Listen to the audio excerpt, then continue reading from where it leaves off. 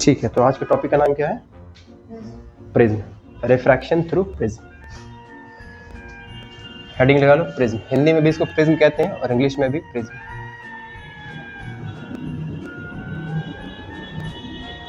क्या होता है प्रिज्म? आपने प्रिज्म को सामने से देखा है ना? प्रिज्म को कहां से देखा है? तो सामने से प्रिज्म कैसा दिखता है? ऐसे ट्रायंगल के जैसे दिखता है ना? डन, बहुत ध्यान समझना। ये जो लाइन हमने खींच दी है, ये लाइन एक प्लेन होती है ना पीछे तक, और ये भी प्लेन होता है पीछे तक, है कि नहीं? उन प्लेन्स को क्या बोलते हैं हम? Refracting surface. क्या बोलते हैं? रिफ्रैक्टिंग सरफेस बोलते हैं। यहां पर आपने सीखा होगा ये एंगल होता है एक यहाँ पे, है ना? फिर आपने भी सीखा होगा कि यहाँ से लाइट ऐसे जाती है ना? और रिफ्रैक्शन होता है इसमें, और रिफ्रैक्शन के बाद लाइट ऐसे चली जाती है। अगर ये व्हाइट लाइट थी, अगर ये क्या थी, तो यहाँ पर आपको क्या मिलेगा? एक स्पेक्ट्रम मिलेगा। क्या मिलेगा? स्पेक्ट्रम। ठीक, नीचे V होगा, ऊपर क्या होगा? R, दैट इज वायलेट, और ऊपर क्या होगा? नहीं समझे? जब हम किसी व्हाइट लाइट को प्रिज्म से पास करते हैं, प्रिज्म से, तो लाइट अपने कंस्टिट्यूएंट कलर्स में क्या हो जाती है, या कंपोनेंट कलर्स में क्या हो जाती है? डिवाइड हो जाती है। समझा गया ना? कौन कौन से कलर होते हैं? विप ग्योर आपको पता है। नीचे से स्टार्ट करो, B, I, B, G, Y, O, और समझ गया ना? इस बैंड को क्या बोलेंगे? स्पेक्ट्रम। हिंदी में भी इसको स्पेक्ट्रम ही कहते हैं।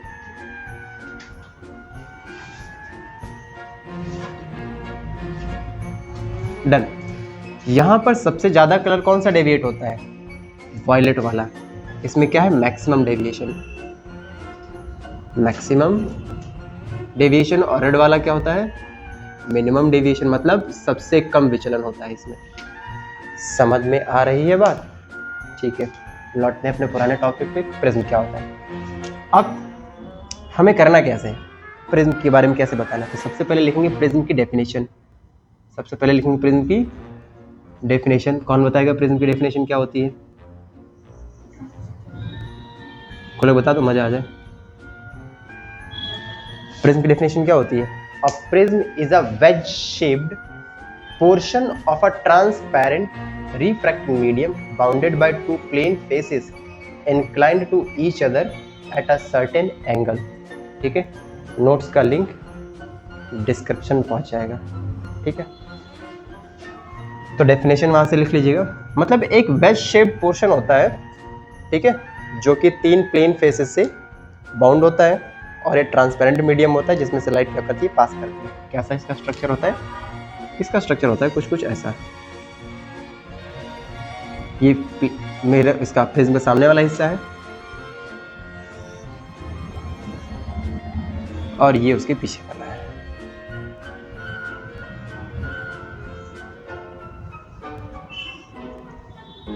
ठीक है,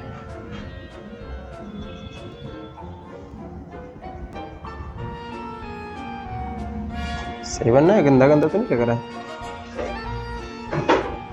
ठीक है,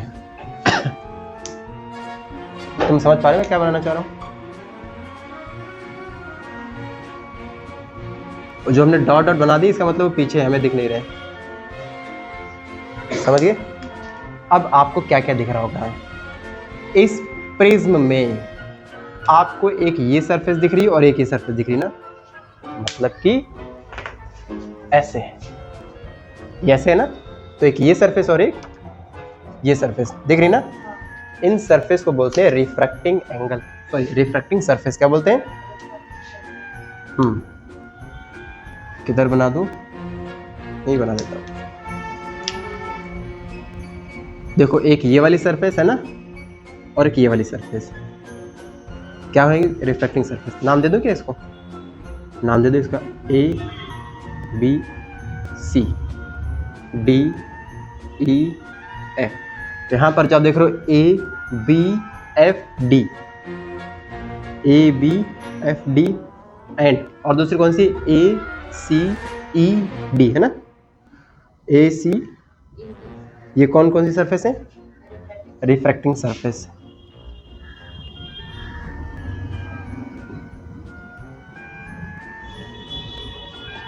अपवर्तक सतह या अपवर्तक तल। ठीक, अब इसके बाद में देखो यहाँ पर जो ये दोनों, ये वाला प्लेन और ये वाला प्लेन जुड़ा है, उस पर ये जो एडी आपको लाइन दिख रही है ना, इसको बोलते हैं एज। क्या बोलते हैं इसको? जो हमने एडी पर खींचा ये है एज। एज मतलब किनारा, ठीक है, एज कह लो या फिर रिफ्रैक्टिंग एज कह लो।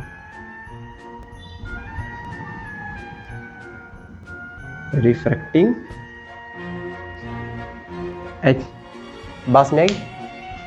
और ये दो प्लेन हो गए और तीसरा प्लेन इसी एज के अपोजिट में है ना, ये वाला प्लेन नीचे वाला दिख रहा है, ये वाला प्लेन, ये वाला बी सी ई एफ दिख रहा है ना, वाला प्लेन जो बी सी ई एफ है, बी सी ई एफ, ये क्या है? ये इसको बोलते हैं बेस। क्या बोलते हैं? बेस मतलब आधार। बोल बात में आई। अब ये वाला प्लेन और ये वाला प्लेन, दैट इज जो रिफ्रैक्टिंग सरफेसेस होती हैं, वे दोनों जिस एंगल पर इंक्लाइंड होती हैं उस एंगल को बोलते हैं एंगल ऑफ प्रिज्म या फिर प्रिज्म एंगल। क्या बोलते हैं? एंगल ऑफ प्रिज्म या फिर प्रिज्म एंगल। कौन सा? बी ए सी, एंगल बी ए सी को क्या बोलोगे? हाँ, एंगल ऑफ प्रिज्म कहेंगे।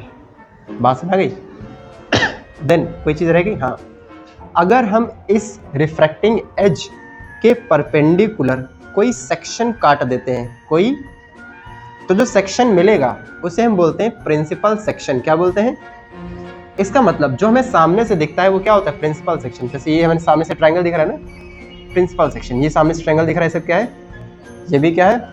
प्रिज्म को कहीं से भी बीच से एकदम परपेंडिकुलर काट दो तो क्या बन जाता है? सामने दिखेगा हमें प्रिंसिपल सेक्शन। तो जो ए बी सी है, ए बी सी, ये क्या है इसका?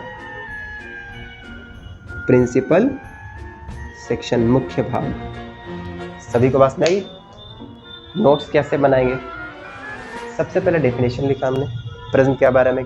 प्रिज्म क्या है? कि वेज शेप पोर्शन होता है होमोजेनियस ट्रांसपेरेंट मीडियम का, ठीक है। देन उसके बाद में हाँ, जिसमें दो प्लेन्स जो होते हैं वो एक दूसरे को, मतलब एक दूसरे के साथ एक पर्टिकुलर एंगल पे इंक्लाइंड होते हैं। खत्म। देन हम उसका डायग्राम बना देंगे। फिर ये सब लिखने की कोई आवश्यकता नहीं, अगर लिख भी दोगे तो बड़ा आसान हो जाएगा। हेडिंग लिखेंगे रिफ्रैक्टिंग सरफेस। क्या लिखेंगे? तो रिफ्रैक्टिंग सरफेस के लिए क्या बोलेंगे? The two plane faces inclined to each other are called refracting faces of the prism. Refracting faces कह लो चाहे रिफ्रैक्टिंग सरफेस कह लो, यहाँ पे सरफेस लीजिए, फेस भी लिख सकते, समझ गए। देन उसके बाद में कौन सा हमने लाइन बनाई है? रिफ्रैक्टिंग एज यानी कि एडी। इसके बारे में क्या बोलेंगे? The line along which two refracting faces meet is called the refracting edge of the prism. समझ गए? इन दोनों प्लेन्स को, रिफ्रैक्टिंग प्लेन्स जो है, इनको मिलाने पर जो एक लाइन बन के आएगी उसे हम क्या बोलेंगे? उस एज को क्या बोलेंगे? रिफ्रैक्टिंग एज बोलेंगे। देन एक थर्ड फेस हमें दिख रहा है ना नीचे, वही सरफेस, जिसे हम क्या बोलेंगे? The third face of the prism opposite to the refracting edge. Refracting edge के अपोजिट में ही तो है तीसरा वाला, क्या बोलेंगे उसे? Base of the prism. क्या है ये? बेस ऑफ द प्रिज्म है। देन एंगल ए दिख रहा है क्या? एंगल ए इंसिडेंस, सॉरी हाँ, incline between the two refracting faces is called the angle of prism. यानी कि ये दो जो रिफ्रैक्टिंग प्लेन्स हैं एक दूसरे को जिस एंगल पर इंक्लाइंड होते हैं उस एंगल को बोलते हैं एंगल ऑफ प्रिज्म बोलते हैं। देन लास्ट में any section of the prism, ये वाला बता रहा हूँ, any section of the prism cut by a plane perpendicular to the refracting edge is called the principal section of the prism. बोलो सारी बात समझ आई? ऐसे पॉइंट वाइज हेडिंग लिखते, पहले ये हेडिंग लिखा फिर डेफिनेशन, हेडिंग लिखा डेफिनेशन, समझ गए ना? डन। अब हम बात करते हैं deviation produced by a prism. क्या बोलेंगे? ये सारा समझ में आ जाएगा ना?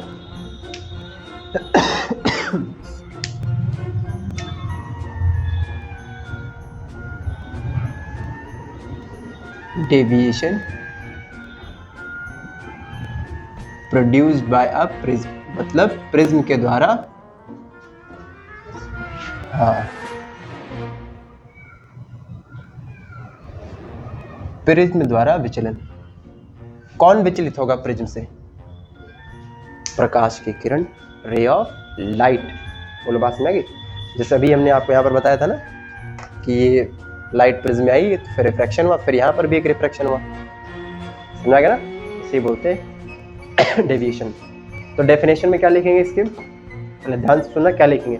The angle of deviation is the angle between the incident ray and the emergent रे। इमर्जेंट रे क्या होती है? हाँ सर जो लाइट्स है उसमें सर मीडियम में सर जो रिफ्रैक्ट वो लाइट रे जो लास्ट रिफ्रैक्शन सफर करती है ना, सबसे आखिरी वाली जो रिफ्रैक्टेड रे होती है उसे हम इमर्जेंट रे बोलते हैं। इस केस में इसको इमर्जेंट रे बोलेंगे ना, बाहर वाली नहीं समझाया। इंसिडेंट रे ये रिफ्रैक्टेड रे है ना, और फिर आखिरी में फिर वही वापस चली तो ये इमर्जेंट रे। बात समझा गए ना, डन,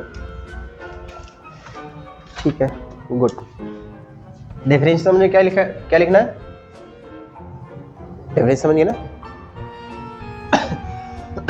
कोई प्रिज्म बना लो, मान लिया हमने ये प्रिज्म है,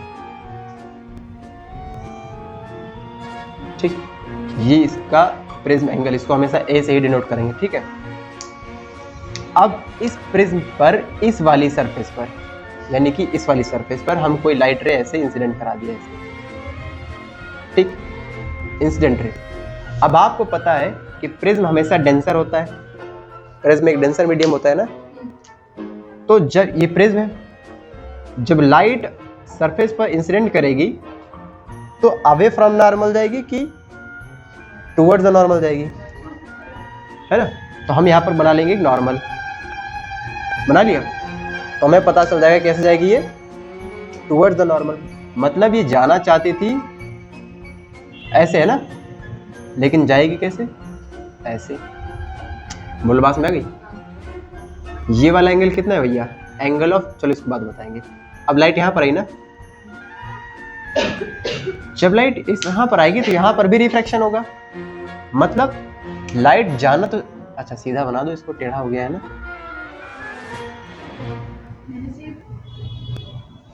लाइट जाना कहाँ चाहती थी, सीधा जाना चाहती थी, लेकिन अब चूंकि यहाँ पर आई है तो क्या होगा, डेंसर से रेयरर में जा रही है, अवे फ्रॉम नॉर्मल होगा, तो नॉर्मल बना लेते हैं एक हम।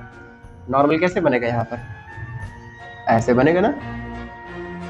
अरे बेटा 90 डिग्री यहाँ पर बनना है ना, यहाँ पर भी 90 डिग्री वाला बना लो। तो मतलब लाइट को जाना उधर था, अवे मतलब उधर किधर, नीचे की तरफ ना, मतलब ऐसे जाएगी लाइट। बोलो बात में आ गई।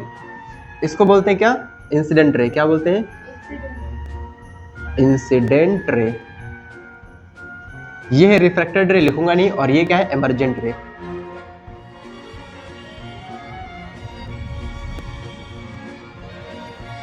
डन।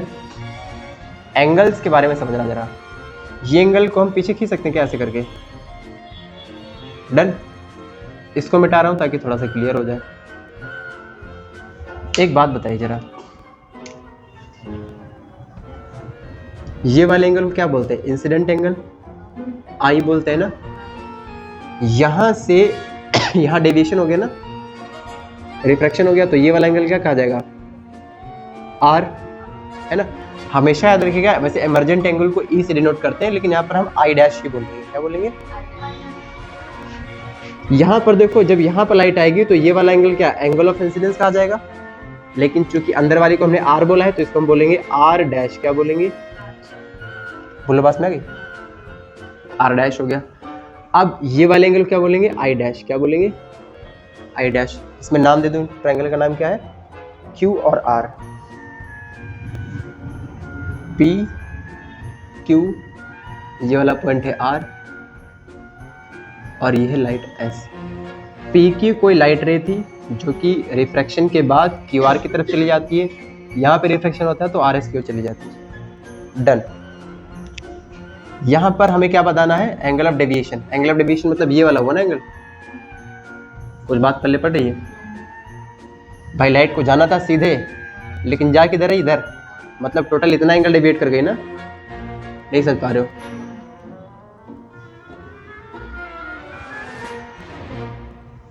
कुछ बात पल्ले पड़ रही दिमाग में, और ये एंगल निकलेगा कैसे, अगर इस वाले एंगल पे ध्यान दो, ये वाला, तो इसको ऐसे करने पर, सॉरी ऐसे करने पर देखो ये वाला एंगल इस वाले ट्रायंगल में आ रहा है ना, इसको नाम दे देते हैं। क्या नाम दिया गया इसको? एम बोला गया है। ये नॉर्मल एक दूसरे को जहाँ पर काटने हैं इसको हम बोलेंगे एन, और ये वाला इसको बोलेंगे एम। ठीक है। अगर आप ट्रायंगल में ध्यान दो, इन ट्रायंगल कौन सा? Q M R, Q M R कैसा बना हुआ है? कुछ ऐसा, ऐसे तो है ना। और हमें ये एंगल पता है, ये वाला, और ये वाला पता है ना, ये आर, और नीचे क्या है? और ये यही तो एंगल ऑफ डेविएशन है। एंगल ऑफ डेविएशन यानी विचलन को डिनोटेड बाय डेल या डेल्टा। पास में आ गई। एक बात बताओ बेटा, ये पूरा एंगल देखो आई है, ये वाला आई है ना, ये आई है तो यहाँ भी पूरा ये आई होगा। ये पूरा कितना होगा? ये आई। लेकिन हमें चाहिए इतना अंदर वाला ना, ये वाला, तो ये कितना होगा? आई माइनस आर। भाई पूरा आई है, वर्टिकली अपोजिट एंगल देखो है कि नहीं? एक्स जैसा बनना है ना। समझ में आ रहा है तुमको? लिख लो तुम, जरूरी है ना। वीडियो तो अपलोड नहीं करता हूँ मैं, ना ही तो नोट्स दिए हैं हमने, है ना। तो ये पूरा आई है ना, ये भी पूरा आई होगा। हमें चाहिए सिर्फ इतना, आई में से आर निकाल दो, क्या हो जाएगा? आई माइनस, जैसे ये आई माइनस आर है उसी तरह से यहाँ पर क्या हो जाएगा? I dash minus R dash. बोलो बात में आएगी। अब ये डेल क्या है? डेल एक्सटर्नल एंगल है ना, नहीं समझे? ये है क्यू आर और ये क्या है? M. Del is external angle.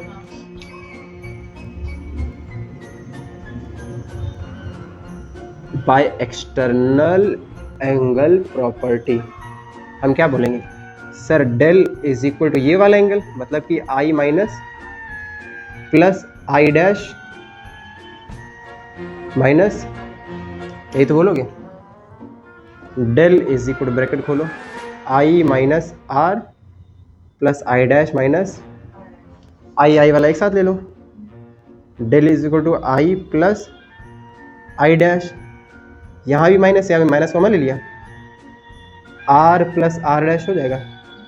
बोलो बात में आएगी। इसी को ही क्या बोलते हैं? एंगल ऑफ डेविएशन, है ना।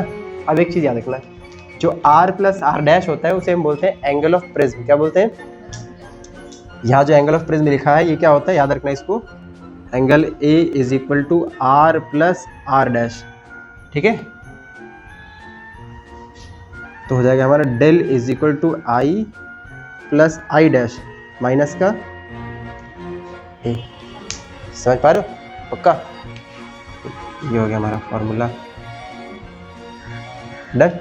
ये एंगल ऑफ मिनिमम डेविएशन का, सॉरी एंगल ऑफ डेविएशन, विचलन कोण, प्रिज्म द्वारा बनाए गए विचलन कोण का मान। डायग्राम गंदा तो नहीं लग रहा है? समझ आएगा ना? अब कुछ बातें होती हैं कि एंगल ऑफ डेविएशन किन किन बातों पर डिपेंड करता है। ठीक है, देख लो फिर लिखना आराम से। 3 पॉइंट लिखने, किन किन बातों पर डिपेंड करना है, सॉरी 4। पहला, द एंगल ऑफ इंसिडेंस, यानी कि ये डेविएशन जो है किस पे? एंगल ऑफ इंसिडेंस पे डिपेंड करेगा। दूसरा, एंगल ऑफ प्रिज्म, यानी कि एंगल ऑफ प्रिज्म पे डिपेंड करेगा। पहला किस पे डिपेंड करेगा? एंगल ऑफ इंसिडेंस मतलब अपवर्तन कोण पर, दूसरा सॉरी आपतन कोण पर। दूसरा किस पे? एंगल ऑफ प्रिज्म यानी कि प्रिज्म कोण पर डिपेंड करेगा। तीसरा, मटेरियल ऑफ प्रिज्म, प्रिज्म के मटेरियल पर डिपेंड करेगा कि प्रिज्म का मटेरियल कैसा है, प्रिज्म के पदार्थ पर। और अगला, वेवलेंथ ऑफ लाइट, जो प्रकाश किरण आ रही है उसकी तरंगदैर्घ्य कितनी है। तो 4 चीजें हम देख सकते हैं। एंगल ऑफ डेविएशन मतलब कि विचलन कोण किन किन बातों पर निर्भर करता है? आपतन कोण, प्रिज्म कोण, प्रिज्म के पदार्थ की प्रकृति और आपतित किरण के तरंगदैर्घ्य। ठीक है, वेवलेंथ ऑफ इंसिडेंट। समझ गए ना? ठीक। अगला हेडिंग लिखो इसी में, angle of minimum deviation, angle of minimum deviation. जी सर यहाँ पे सर आई डैश के लिए अगर ई लिख देंगे तो गलत तो कोई दिक्कत नहीं, कोई, हमने अभी बताया तो था यहाँ पर कि यहाँ पर इमर्जेंट एंगल को ई बोलते हैं, लेकिन यहाँ पर हम आई डैश लिख रहे हैं, कोई दिक्कत नहीं, ये लिख लो कोई दिक्कत नहीं। आई प्लस सी माइनस ए।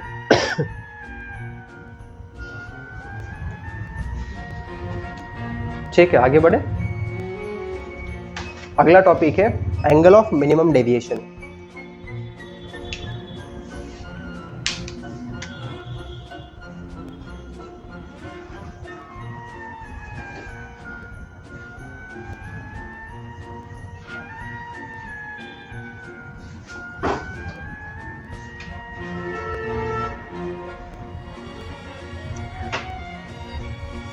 हो गया। न्यूनतम विचलन कोण, बहुत इंपॉर्टेंट है। न्यूनतम विचलन कोण क्या बोलेंगे डेफिनेशन इसकी?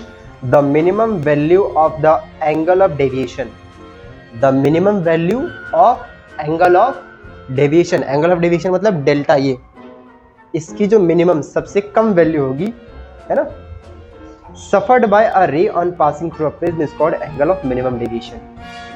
किसी प्रिज्म से गुजरने पर अगर कोई प्रकाश किरण न्यूनतम विचलन कोण, मतलब न्यूनतम विचलन प्रदर्शित करती है, तो उसके कोण को क्या बोलते हैं? न्यूनतम विचलन कोण। जब कोई लाइट रे किसी प्रिज्म के थ्रू पास होती है, तो अगर उसका जो एंगल ऑफ डेविएशन है वो मिनिमम है, एंगल ऑफ डेविएशन क्या है, या फिर समझो मिनिमम डेविएशन, कम से कम डेविएशन हो, तो उसे हम क्या बोलेंगे? Angle of minimum deviation. Angle of minimum deviation की कंडीशन में पता है क्या होता है? इसकी डेफिनेशन में से छोटा सा लिख लो, when a ray of light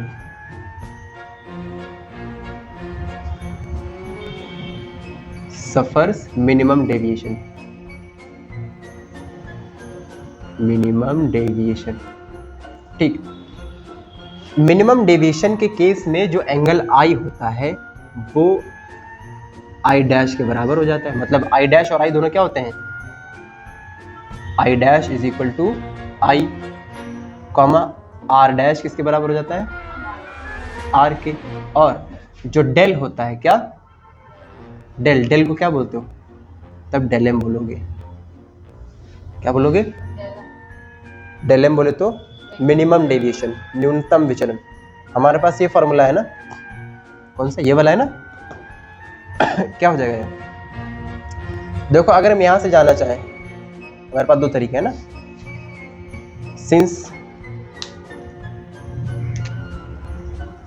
आपको पता है sir, del is equal to कितना होता है? आई प्लस आई डैश, है ना। I plus I dash minus का ए। डन। हमने कहा दोनों सेम है ना, बराबर हो जाएंगे, तो डेल को डेल एम बोल लेंगे। बोल लिया डेल एम, और आई डैश की जगह आई रख लो, कोई दिक्कत नहीं समझाया? डेविएशन का फॉर्मूला यही होता है। मिनिमम डेविएशन जब होता है तो आई डैश आई के बराबर हो जाता है, आर डैश आर के बराबर हो जाता है, तो डेल को डेल एम बोलते हैं। तो अगर हमारा आई डैश, चलो आई प्लस आई डैश की जगह हम आई रख सकते हैं ना, रख लिया आई माइनस का ए, और जब आई डैश आई के बराबर हो जाता है तो डेल को क्या बोलते हो? अभी भी नहीं है। आई आई कितना हो जाएगा? 2i माइनस, ठीक है। ये फॉर्मूला आ गया आपके पास एक एंगल ऑफ मिनिमम डेविएशन का। दूसरा आप जानते हो, एक को हम r प्लस आर डैश लिख सकते हैं ना, तो डेल एम का एक फॉर्मूला आपके पास और है, is equal to 2i minus, इसको क्या लिख सकते हो? 2r लिख सकते हो ना। भाई r और r डैश बराबर है, तो r प्लस r 2r हो जाएगा ना। 2 कॉमन ले ले, del M is equal to common ले तो कितना हो जाएगा? i माइनस, समझ गए ना? ठीक, ज्यादातर फॉर्मूला ये वाला यूज होगा।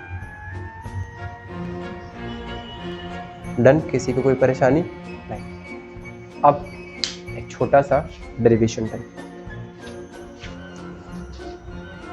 समझ में आया? ऊपर से तो नहीं किया? Relation between refractive index and angle of minimum deviation, जिसपे न्यूमेरिकल आता है। लिखो, ready? Relation between refractive index and angle of minimum deviation.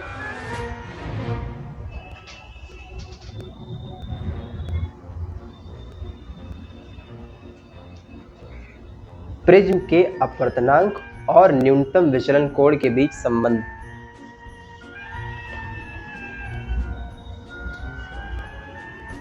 Prism के अपवर्तनांक और न्यूनतम विचलन कोण के बीच संबंध।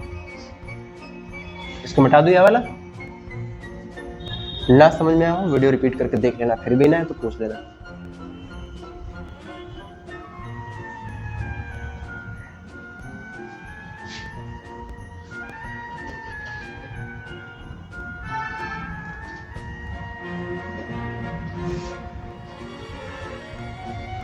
क्या बोला हमने?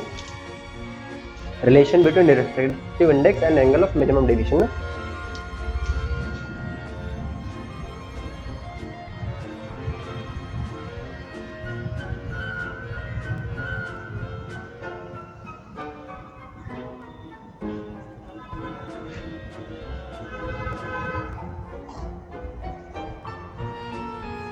Angle of minimum deviation. एक हमने बना लिया प्रिज्म, ठीक।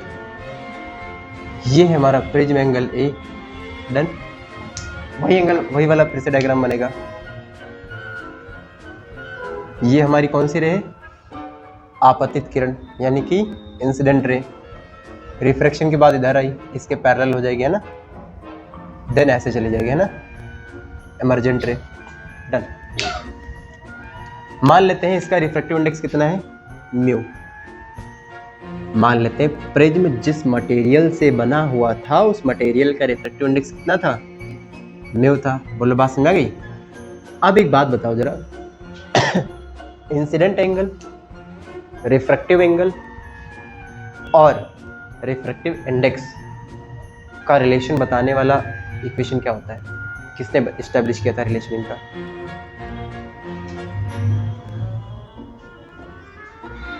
हाँ, नहीं पता? अरे सिंपल सी बात मैं कह रहा हूँ कि इंसिडेंट एंगल, रिफ्रैक्टिंग एंगल और ये रिफ्रैक्टिव इंडेक्स, इन तीनों को स्नेल ने किया था। किसने किया था? स्नेल ने तो बताया था। स्नेल ने क्या बताया था? इस मटेरियल का रिफ्रैक्टिव इंडेक्स कितना होता है? By Snell's law. इसके बारे में सारी चीजें मैं बता चुका हूँ तुम्हारे पे, कहाँ पर आई है कहाँ पर आ रहे, सब जानते हो ना, ठीक। बाय स्नेल्स लॉ आप जानते हो सर, म्यू इज इक्वल कितना होता है? साइन आई अपॉन, यही जानते हो ना। अब हमें आई पता करना है और आर पता करना है। यहाँ पर आपने टॉपिक क्या डाला है? रिफ्रैक्टिव इंडेक्स हमारे पास पता है हमारा, है ना, म्यू है। मिनिमम डेविएशन देखना है ना, क्या देखना है? जब हमारा प्रिज्म मिनिमम डेविएशन की पोजीशन में होता है तो आई डैश आई के बराबर हो जाता है, आर डैश आर के बराबर होता है और डेल को डेल एम बोलते हैं। यानी कि हम डायरेक्ट ये बोल सकते हैं ना, नहीं समझे? In the condition of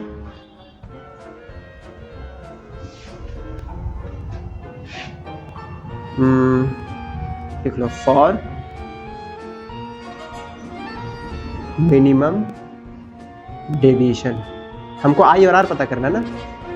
for minimum deviation हम क्या जान रहे हैं? हम जानते हैं सर डेल एम किसके बराबर है? 2i माइनस, ये बोल रहे हो ना, इसको आई पता करना ना, तो डेल एम माइनस ए हो जाएगा is equal to I. 2 multiply में डिवाइड भेजोगे, यानी कि आई की वैल्यू तुम्हारे पास कितनी आ जाएगी? Del M minus A by, समझ गए नहीं समझिए? ऑल्सो एक चीज और जानते हो क्या? तुम एक चीज और जानते हो sir, a is equal to R plus R dash होता है ना। a is equal to R plus, हमने कहा था आर और आर डैश बराबर होते हैं, तो इसकी जगह आर रखोगे ना, तो आर आर 2r हो जाएगा। समझ गए ना? यहां से क्या पता चलेगा sir? r is equal to A by, समझ गए ना? हमारे पास i की वैल्यू है और यहां उठा के रख दें ना। Mu is equal to sine, I की वैल्यू कितनी है? Del M minus A upon क्या हो जाएगा? Sine A upon 2। क्या यही फॉर्मूला होता है? क्लास 10th में यही पढ़ा था ना, डन। इसका यूनिट क्या होगा? कोई बताएगा यूनिट इसका? है? हाँ नहीं होता है, रिफ्रैक्टिव इंडेक्स का यूनिट नहीं होता, बताओगे बताऊंगा। डन हो गया ना? होगा कि नहीं, समझ में आ गया कि नहीं आ गया? नहीं आया? सर नहीं सर आ गया। मतलब कहना चाहते हैं सर यूनिट नहीं होगा। हाँ यूनिट नहीं होगा, गुड। ये समझ गया ना? देखो इसमें दो टाइप के क्वेश्चन बनते हैं, एक जिसमें नॉर्मल आपको सारी चीजें दे रखेंगी, एक दूसरा क्वेश्चन बनेगा जिसमें आपको लिखा होगा कि इसका जो प्रिज्म एंगल है बहुत छोटा है। फॉर अ थिन प्रिज्म बोल लेगा, फॉर थिन प्रिज्म बोलेगा, या फिर क्या बोलेगा, for small angle of prism. ठीक है, तो आपको पता है जो हमारा साइन आई है उसमें से साइन छूट जाएगा, साइन आई है उसमें से साइन, पढ़े हो कि नहीं पढ़े हो? पढ़े हो कि नहीं पढ़े हो? अरे कुछ दिन पहले करवाया था, refraction through spherical surface, paraxial condition.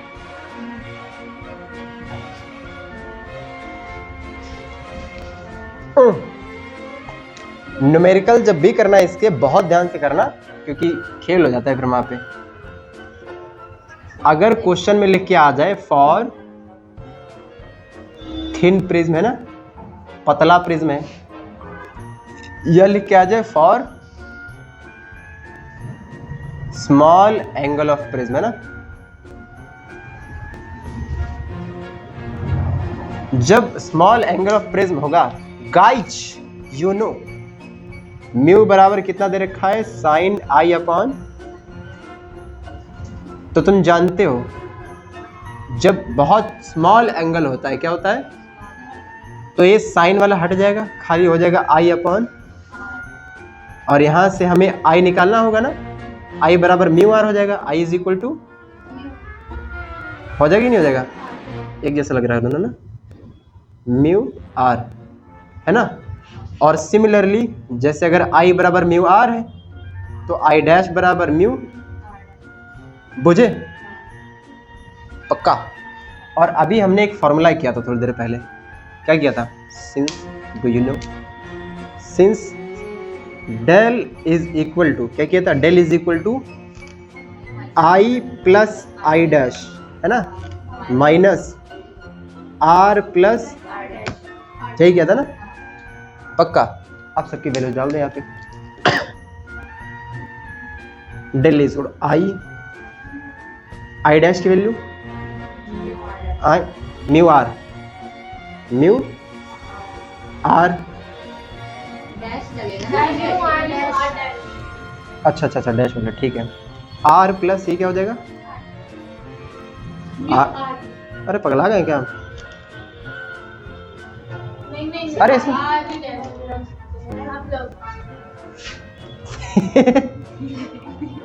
आई की जगह ये रखना है, हाँ ठीक है, mu R plus mu R dash minus R plus, यहां से म्यू म्यू कॉमन है ना, क्या बचेगा, R plus R dash, R plus minus R plus, है ना। इसको क्या बोलते हो, ए बोलते हो ना, आर प्लस आर डैश को क्या बोलते हो, या तो लिखना चाहो तो लिख लो, ना लिखो कोई बात नहीं, कॉमन ले लो इसको, क्या कर लो, लिख लो ए, चलो लिख लो, अभी लिख लो, थोड़ा आसान पड़ जाएगा, म्यू ए हो जाएगा ना, आर प्लस आर डैश बेटा ए होता है ना, माइनस ए भी क्या हो जाता है, ए, पूरे में देखो ए कॉमन है ना, तो del is equal to mu minus 1 और, नहीं समझे, ये कब की कंडीशन है, जब प्रिज्म एंगल बहुत छोटा होगा। यहां से आपको अगर रिफ्रैक्टिव इंडेक्स निकालने को बोलेगा तो निकाल लोगे, नहीं निकाल पाओगे क्या, रिफ्रैक्टिव इंडेक्स अगर निकालने को बोलेगा तो फिर डिवाइड में आ जाएगा डेल बाई ए प्लस 1, समझ ना, या डेल प्लस ए बाई ए, जो भी कर लो, डेल प्लस ए बाई ए, सिर्फ एंगल पता हो तो रिफ्रैक्टिव इंडेक्स आराम से निकल आएगा, समझ आएगा ना पूरा, नहीं आया,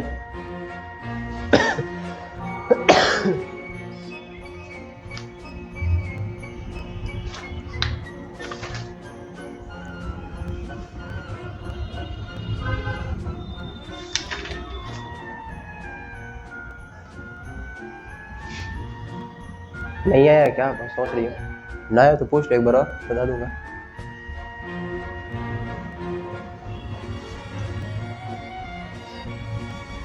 इसमें नेमिंग वगैरह कर देना, वही जो अभी थोड़ी देर पहले बनाया था वहाँ पे डायग्राम, वही वाला यहाँ पे बना देना।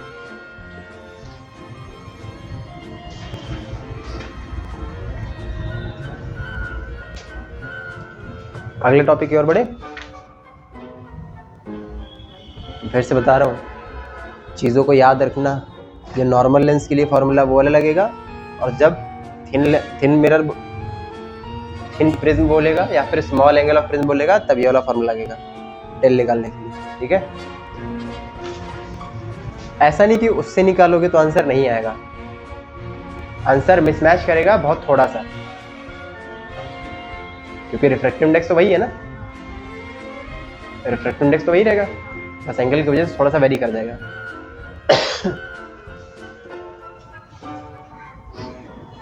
और इसका कॉन्सेप्ट याद रखना जब ये रिलेशन निकालने को बोलेगा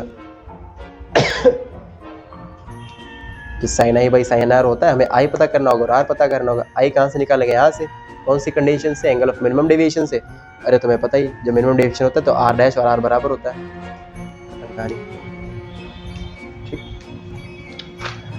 अगली हेडिंग लिखो डिस्पर्जन ऑफ व्हाइट लाइट। प्रकाश का